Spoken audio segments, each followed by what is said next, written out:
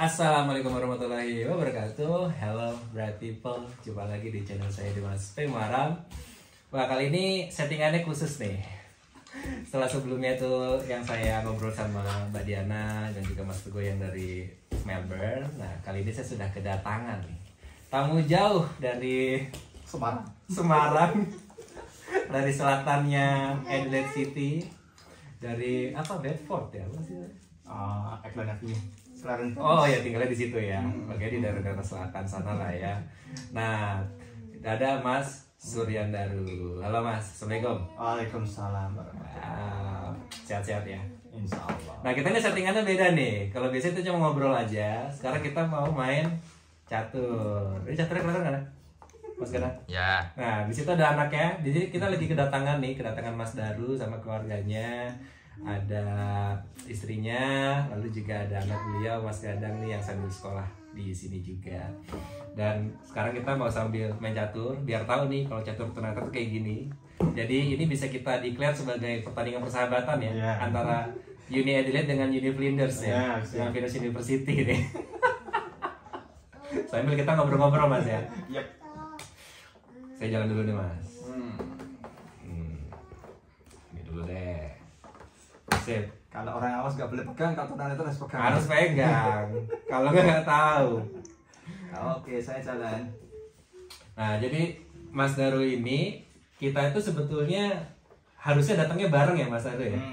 Jadi harusnya datangnya bareng, kuliahnya harusnya di 1 Februari 2022 kemarin.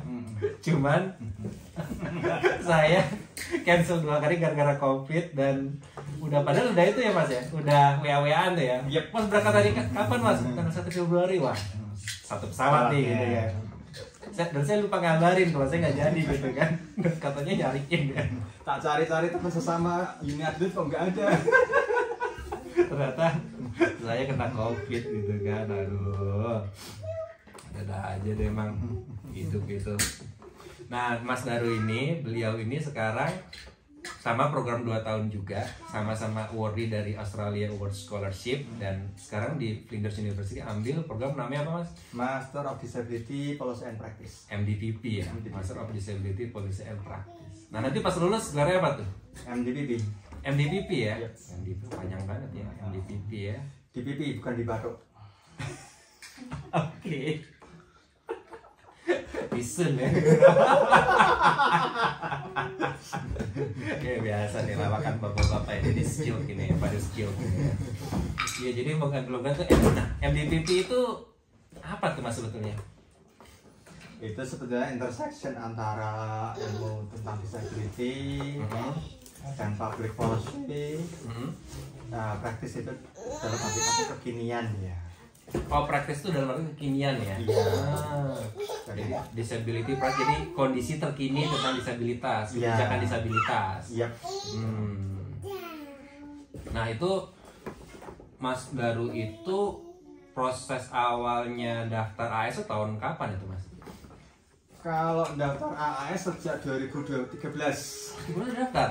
Udah. Nah, kalau nggak salah kan juga pernah ikut ini ya, short course ya? Short course masih alaf namanya. Masih itu ya, apa tuh? Australia Leadership Awards. Fellowship ya sama tuh. Ya. Saya juga itu juga.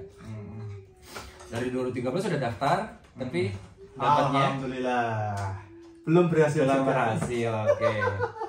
2013 daftar belum berhasil, 2014 daftar lagi atau enggak? Setiap tahun. Setiap tahun. Berarti berapa tuh? 15, 14. Yes, itu sendiri. 5 kali. Wow, luar biasa ya. Nah, Entah itu prestasi atau itu prestasi atau something yang ya, atau mungkin karena waktu itu belum ada channel ini kayaknya sih. Oh iya, belum ada Dimas Pemaram. Jadi nggak ada yang sharing. Tidak ada insight. Belum ada insight-nya. Nah, tapi dalam proses 5 tahun itu Mas, hingga akhirnya dapat 2017. Kira-kira Mas bisa memperkirakan nggak? Kira-kira perubahan apa yang Mas lakukan sehingga tuh akhirnya dapat? Yang pertama jelas saya punya IELTS karena saya alumni ELTA disabilitas yang pertama 2016. Yang kedua karena saya sudah bekerja di khususnya bidang disabilitas. Kalau sebelumnya memang belum ada nilai IELTS? Belum. Pakai apa? TOEFL. Ini sorry ya bright people, jadi karena saya sekarang sudah kedatangan anak-anak saya, jadi Benar-benar live. ini live loh, ini live ya, ini live. Gak apa-apa, yang penting tetap akan dapat sesuatu dari sini. Oke, berarti udah ada IELTS mas ya? Yap. Sudah ada IELTS, jadinya. Tapi kan harusnya sama aja dong, IELTS sama TOEFL kan nggak ada ngaruh kan? Ini mitos. Jadi apa kebenarannya tidak tahu. Uh-huh. Jadi walaupun di guiding booknya AAS itu dideklar bahwa TOEFL atau IELTS itu sama, opsional pilih milih. Tapi kami yang para pemburu beasiswa itu mengatakan kalau ke Australia itu IELTS lebih diutamakan. Karena kan saya sering bilang ini kan kalau teman-teman yang belum lihat IELTS gimana gitu, kalau udah pakai yang TOEFL ITP yang paling murah gitu kan. Sedangkan kalau misalnya ke LPDP pun kalau nggak salah sudah harus yang atau masih bisa ITP ya, nggak tahu deh, pokoknya kan biasanya tuh terima minimal IBT gitu kan, atau IELTS itu yang pasti butuh modal kan, itu nggak murah gitu. Oh jadi ya itu, tapi ini nggak proven ya, maksudnya nggak, tapi pengalaman aja gitu. Oke, udah nilai IELTS, terus ada pengalaman kerja di dunia disabilitas yang bergaji. Oke, kalau sebelumnya di DPO di DPO itu ternyata mungkin waktu di Indonesia Barat ya, kalau di Timur masih dihargai. Kalau di Barat itu kok kayaknya kurang di ini lagi. Oh ya, tapi sebelum ke situ lagi mas, background yang Mas Surendra ini apa, boleh cerita dulu nggak ke teman-teman? Wah, background saya banyak sekali. Oke. Background pendidikan, saya sarjana hukum Undip. Oke. S1 yang Gak usah kedua. sebutin angkatannya ya. Oh iya, itu memalukan saya. Nggak memalukan lah. Senior. Oh iya senior. Wah, jangan sebut angka ya. Yang kedua sastra Inggris Universitas Dian Nusantara. Oh jadi 2 kali? Ya, jadi yang kedua ini kerjasama Udinus dan Pertuni yang nantinya melahirkan beasiswa kuliah gratis bagi tunanetra. Wow. Oke. Oh yang makanya ada program itu ya, kayak si Eka itu ya. Iya, dan seterusnya sampai sekarang itu. Ya, Eka yang pernah di video saya juga yang awal-awal itu loh, yang balik gitu, yang miring video. Masih ada jalan mas. Terus. Ya, kemudian saya punya S2 satu lagi, master ini hukum di Undip. Ya, jadi ceritanya waktu itu karena sambil bekerja, sambil nunggu beasiswa Australia itu panjang dan dalam tanda kutip melelahkan. Ada orang yang kasihan sama saya, beri uang. Oke. Kamu tak beri uang sambil nunggu yang Australia kuliah aja dulu. Ini udah pandemi ini belum. Oh nunggu karena belum dapat approve ya? Ya, belum diterimanya. Belum diterima ya. Tapi dari 5 tahun tuh pernah sampai tahap interview atau belum? Belum. Jadi sebenarnya gagal di administrasi. Oh iya. Oke. Nah terus apa lagi kira-kira? Ya, terus kemudian ini cara narasinya. Narasi di supporting statement ya. Jadi di situ Australia itu menerapkan 3 standar dasar. Waktu itu saya baca, saya lihat juga di YouTube, jadi ada 3 namanya International Development Program. Yang satu bahwa aplikasi kita harus menunjukkan bahwa beasiswa itu nanti akan membangun capacity building. Oke. Buat scholarnya ya? Ya, pribadi kita. Okay. Yang kedua relationship between Indonesia dan Australia. Oke. Yang ketiga jadi harus digatuk-gatuk ke sana ya? Ya, harus ada itu. Terus yang ketiga membuat Indonesia itu bisa go public, international relationship. Sebelumnya enggak ya? Belum ada seperti itu? Ya, enggak. Jadi kita kan cuma buat ya karangan-karangan yang nggak mengarang juga, menuangkan pengalaman ya, dan itu seringkali tidak teratur dan tidak terarah. Nah, setelah saya ikut ELTA yang disabilitas itu, jadi tahu cara nulis terarah, tidak curhatan saja, atau marah-marah saja ya? Ya, betul. Jadi marahnya itu curhatan, marahnya itu ada konstruksinya. konstruksinya ke arah 3 itu tadi.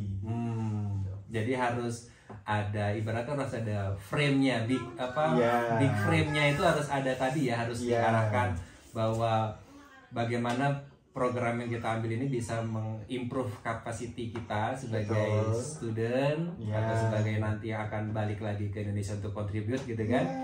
Terus juga bagaimana bisa ada untuk relationship antara Indonesia dengan Australia gitu ya. Menarik nih, ini buat teman-teman mungkin yang bingung kok gagal terus kenapa gitu ya. 3 itu harus ada. Iya. Dan harus ada ini relation antara kerjaan kita, pendidikan kita, studi kita, dan nanti kembalinya untuk apa. Nah itu dia Mas, karena gini, saya kan sering cerita juga di channel saya bilang bahwa kalau tiap bisnis itu punya karakteristik. Dan biasanya kalau AAS itu orang-orang yang biasanya sudah punya social impact ke lingkungannya. Entah itu dia kerja di bidang sosial atau misalnya kalau PNS itu kan diharapkan dia bisa memberikan impact buat national policy gitu kan. Nah tapi kalau ada banyak juga teman-teman yang lolos tuh kerja di NGO gitu misalnya yang punya impact langsung ke sosial masyarakat. Jadi sebetulnya tidak hanya tadi itu ya, karena kan Mas Daru kan kalau mau ngomongin masalah track record itu sudah panjang kan. Insya Allah. Selama ini di mana aja Mas itu? Saya mostly di Pertuni, Persatuan Tunanetra Indonesia. Khususnya di Jawa Tengah karena lokal saya di Jawa Tengah. Itu saja. Itu ya, tapi kan itu udah yang panjang gitu loh, karena banyak juga nggak punya pengalaman organisasi seperti itu kan. Jadi sebetulnya pengalaman organisasi atau social impact tuh nggak cukup, tapi harus bagaimana kita bisa packagingnya ya, bisa mengemas itu, bisa mengrepresent itu biar jadi tadi ya, ada benang-benang merahnya itu. Betul. Dan itu nanti ditanya di waktu di aplikasi ditanya, waktu CST interview ya. Itu habis-habisan di situ nanti. Benar-benar ditanya, karena yang tanya kita orang yang tahu Indonesia, orang Australia yang tahu Indonesia. Waktu itu masih offline ya? Offline waktu itu kan interviewnya ya. Dan saya benar-benar ditanya bukti organisasi apa. Serius? Pas interview? Terus ngasih buktinya gimana? Jadi gini, policy apa yang kamu hasilkan? Cuma suruh cerita ya? Dan policy apa yang kamu hasilkan? Kenapa kok policy itu dianggap penting? Terus sekarang bagaimana implementasinya? Terus kontribusi apa dalam saya waktu itu dalam membuat policy itu dan dalam kontribusinya.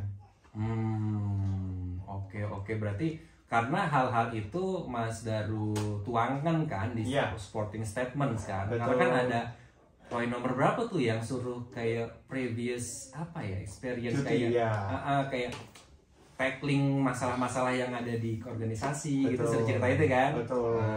Ya jadi suruh kayak menceritakan lagi lah ya dengan itu. Ya jadi banyak itu ya nggak cukup, tapi bagaimana merepresent dan bagaimana itu bisa mencari benang merahnya lagi. Karena banyak orang-orang kita, orang Indonesia itu mereka punya prestasi tapi nggak bisa nulisnya. Betul. Banyak kalimat-kalimat sengau. Karena setelah saya berhasil masuk diterima di AAS ini, saya diminta tolong teman-teman untuk mereview tulisan mereka. Sudah bertahun-tahun sama seperti saya gagal terus. Saya lihat tadi ada kalimat-kalimat sengaunya. Jadi nggak. Sengau itu gimana misalnya? Jadi nggak cocok, nggak relevan antara kuliahnya. Terus ada missing link. Masternya akan diambil dan pekerjaannya. Dan nanti mau kemana setelah lulus? Jadi belum dapat benang merahnya ya. Setelah itu diperbaiki, dia langsung diterima. Betul. Berarti yang selama ini kita share udah inilah inline ya. Berarti mau begitu ya. Udah semakin ini nih. Oke. Nah, kalau misalnya Mas Daru sendiri ketika misalnya pas di aplikasi milih apa aja dan bisa share nggak bagaimana menghubung-hubungkannya? Nah, kita perlu ini nih, Bos. Ini daging semua biasanya. Jadi karena saya seorang aktivis di bidang disabilitas, khususnya yang buat tunanetra.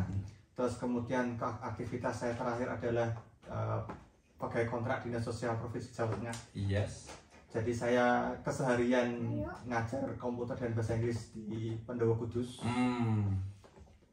Jadi kan fokusnya berarti disabilitas, mengajar, Inggris, komputer.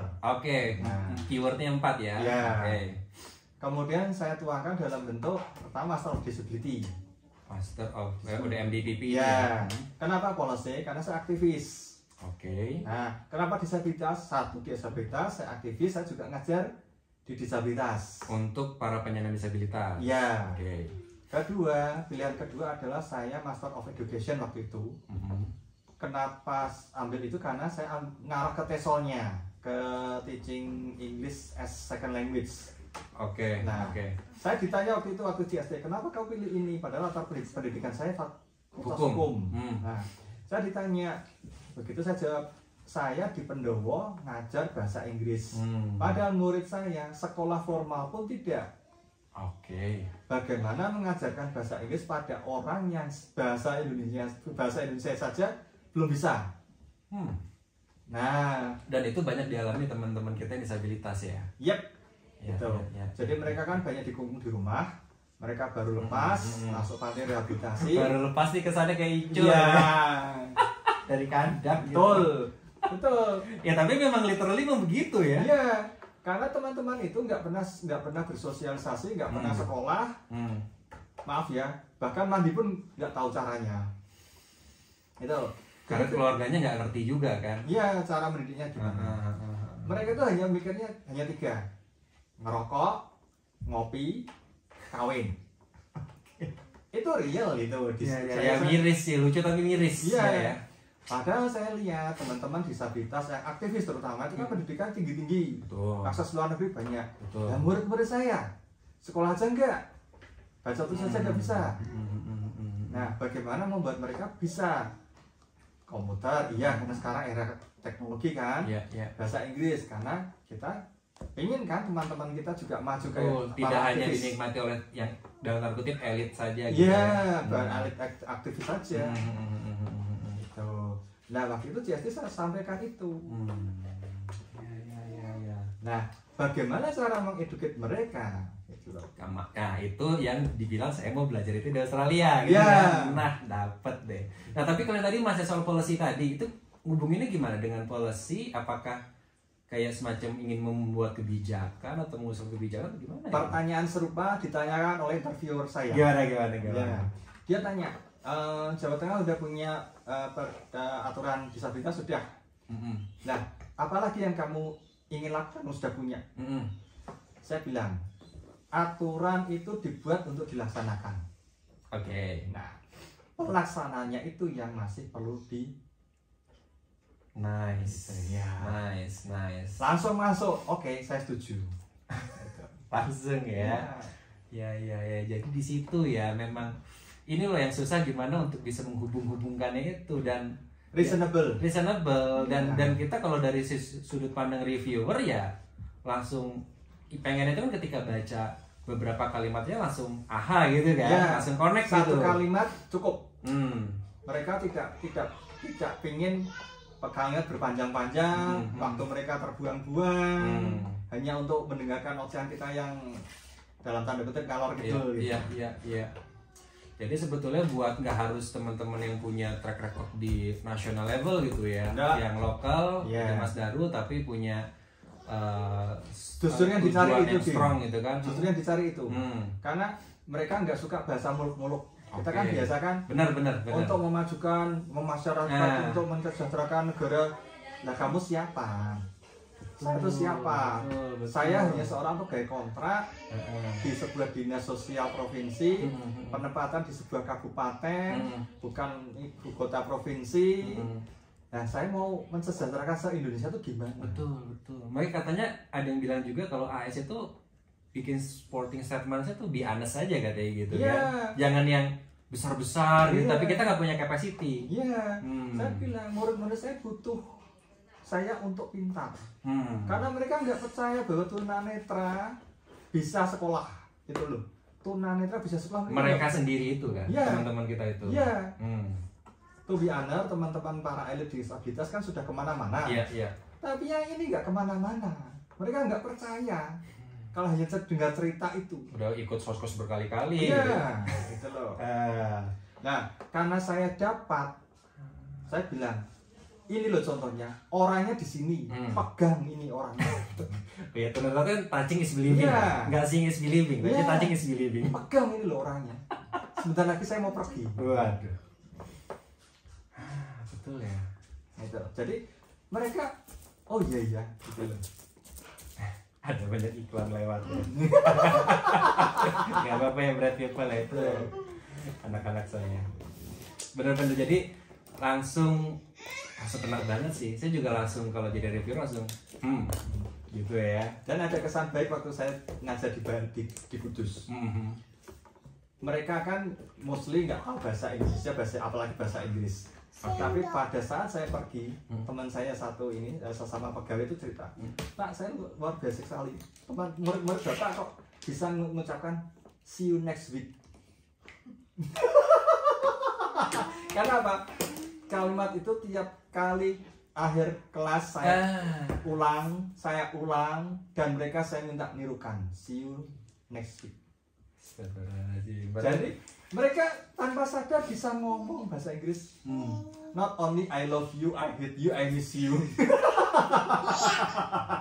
Ya. Maksudnya gini loh Mas, maksudnya buat kita yang mungkin yang di kota, yang alhamdulillah kita pendidikan yang meskipun bukan pendidikan yang bagus-bagus amat di sekolah negeri, tapi kan kita itu kan sekolah ya dari SD udah dapat bahasa Inggris. Gitu kan. Tapi ternyata banyak teman-teman kita itu yang ya tadi ya bahkan sekolah aja nggak dapat akses itu gitu ya. Dan di situ Mas Daru coba dengan melalui ingin mendapatkan kapasiti yang lebih lagi untuk bisa membantu teman-teman ini untuk bisa ya change the situation gitu ya. Dan salah satu caranya adalah dengan mendapatkan beasiswa atau studi di salah satu di Australia gitu. Insya Allah. Nah, terus sebutin nggak kenapa pilih Australia itu apa alasannya? Oh iya tentu. Dan ditanya. Gimana? Saya bilang, pertama, saya sudah pernah kesini. Bocorannya banyak banget nih kayaknya nih ya. Saya pernah kesini karena Alaf, ya kan? Ya, 2012 tadi itu. Ya, alumni Alaf. Jadi saya tahu bahwa di sini ada Liaison Unit. Kalau di Indonesia kan PLD ya. Oke, namanya apa? Liaison Unit. Liaison Unit. Itu waktu itu di mana Mas? Melbourne. Alafnya. Uni Melbourne. Melbourne ya, di Nusa Institute Uni Melbourne. Itu ada Liaison Unit. Kalau di tempat saya namanya Disability Services. Kalau di Melbourne namanya Liaison Unit. Waktu itu, entah kalau sekarang berubah nggak tahu ya. Itu. Nah, jadi saya pernah tahu, dan saya ingin kesana lagi untuk menambah ilmu saya. Nah, kedua, saya baca di Australia kan ada kayak Discrimination Act. Nah, semboyan Australia kan no one left behind. Berarti itu semboyan Australia? Iya. Bukan internasional ya? Enggak tahu. Mana yang lebih dulu? Ya kita sering dengar itu kan, para aktivis kan. Ya. Dan itu kalimat itu sederhana, tapi impactnya kemana-mana. Betul. Infrastruktur pendidikan, pokoknya buat agar tidak ada orang yang ketinggalan. Betul. Tidak ada yang tersisihkan gitu ya. Nah itu, ini saya pelajari. Jadi harus pakai perspektifnya itu. Kira-kira kalau buat seperti ini ada yang nggak bisa akses nggak ya gitu ya. Nah kembali ke Kudus tadi, ke teman-teman saya tadi. Bagaimana agar mereka tidak left behind? Malu dong, elit disabilitas kok pendidikannya tinggi tapi di bawah masih belum berpendidikan. Harusnya yang elit-elit itu malu. Betul. Nah ini kayak gini-gini nih baru Mas tulis kayak gini baru di tahun 2017 itu. Atau sebelumnya udah kayak gitu tapi karena belum dirangkai dan masih ya tadi curhatan saja. Soalnya kalau gini pasti udah strong banget gitu kan. Jadi memang sangat ya wajar lah kalau lolos gitu. Beda sekali antara kita sudah ikut pelatihan kayak ELTA dengan hanya sekedar menulis. Nah itu juga saya mau tanya tuh, katanya waktu Mas Daru itu ikut yang tadi yang program short course yang cuman 3 minggu ya, 3 minggu di Melbourne, yang ini sebetulnya kan juga salah satu programnya Australia Awards ya, karena kan ada dua, ada yang long term yang kuliah S2 S3 dengan yang short course yang cuma 2 minggu atau berapa gitu. Itu katanya waktu itu ada ngasih usulan, dan apa sih sebenarnya waktu itu dapat pas short course yang dan usulannya apa sih ke depan tuh yang jadi membantu akhirnya Mas dapat sekarang ini? Betul. Tiap ada kegiatan di sini di akhir itu mereka minta feedback. Oke, betul. Jadi 2012 saya ikut Alaf. Tahun 2014-an kira-kira itu ada email dari Australia, mereka minta feedback atas alaf yang pernah saya ikuti. Oh iya. Jadi betul. jaraknya jauh ya, 2012 sampai 14 ya waktu itu. Betul, Ya. betul. Nah, saya 2 poin yang saya sampaikan. Yang pertama, karena disabilitas di Indonesia itu sulit mengakses pendidikan, terutama sekarang disabilitas dewasa. Jadi untuk kembali ke sekolah itu prosesnya panjang, untuk recovery dari keterpurukan aja panjang. Ya saya udah 10 tahun nggak terakhir S1 aja kayaknya agak beku gitu. Nah, dulu kan untuk masuk S2 itu ada batasan umur maksimal 42 tahun. Dulu ada ya? Ada. Nah, saya usulin bahwa itu dihilangkan toh, kalau itu masih ada, berarti Anda, maksud saya Australia, itu menghalangi disabilitas untuk apply. Karena situasi teman-teman disabilitas itu berbeda gitu. Yeah. Banyak yang kadang-kadang sekolahnya itu telat bukan karena ada hambatan intelektual, tapi karena memang Lingkungan. nggak tahu gitu Iya. kan. Nah, padahal tadi Australia kan no one left behind. behind. Nah, mana? Kan nggak nyambung kan? Betul. Itu kan juga koreksi untuk mereka itu loh, policy itu. Satu. Kedua, saya ngomong tunanetra itu untuk kursus bahasa Inggris sulit. Kursusan nggak nerima gitu loh. Betul. Saya juga nggak pernah kursus bahasa Inggris karena yang nggak ada lembaga yang kayaknya support gitu. Nah, betul kan? Ya cuman sekolah sama kuliah aja Ya, jadinya. alhamdulillah sekolahmu di tempat bahasa Inggris. Iya. Oh, ya enggak? S1 bahasa Inggris kan. Nah, itu. Makanya. Terus saya minta, please dong fasilitasi kami untuk bisa apply. Nah, dulu Australia hanya ELTA itu untuk Indonesia bagian timur. Iya, betul. Setelah 2016 mereka juga apply Buat yang disability. Iya, provide untuk disability. Iya. Jadi saya orang pertama waktu itu. Betul sih, itu juga saya temuin sih, banyak kan teman-teman yang gimana nih Mas saya mau daftar tapi bahasa Inggris masih kurang segala macam. Ya pasti saya langsung refer di ikut ELTA aja gitu kan. Karena sudah tadi feedback itu mereka terima, reasonable, masuk. Oke. Jadi buat teman-teman yang memang punya tujuan, punya cita-cita besar, mau membuat perubahan gitu ya, tapi hanya terhalang masalah bahasa Inggris, jadi sebetulnya sudah ada solusi juga gitu ya. Ya. Bahkan dari ELTA dapat itu kan, IELTS gratis kan. Iya. Yang kalau bayar itu 3 juta kan, itu 2,9, lumayan lah itu gitu kan. Dapat stipend lagi tiap bulannya. Dapat uang ditunjang Yang ya. saku. Iya. Saya aja dulu itu baru daftar AS itu setelah punya IELTS, dan IELTS itu juga karena dapat ada IELTS gratis dari kantor buat anak-anak CPNS baru. Nah dari situ tuh baru bisa ngelamar. Sebelumnya itu alasannya sih ya sosok idealis lah, apa dulu, padahal karena punya duit buat IELTS sebetulnya gitu. Yang punya sih ada, cuman ada prioritas lain gitu ya. Iya, padahal itu kalau gagal ya hilang. Iya, belum tentu lulus juga gitu kan. Meskipun lulus S1 strategi, cuman karena nggak pernah trial, nggak pernah nyoba kan takut juga gitu kan. Betul. Nah, ELTA ini kan memang dipersiapkan. Tapi ada cerita juga teman-teman waktu itu karena senengnya ya kumpul bareng teman-teman sesama disabilitas, dapat duit, ya nggak belajar, isinya jalan-jalan, main-main bareng. Jadi mostly tidak on target. Oh banyak juga yang nggak on target. Saya pernah menemui satu angkatan itu banyak yang enggak on target.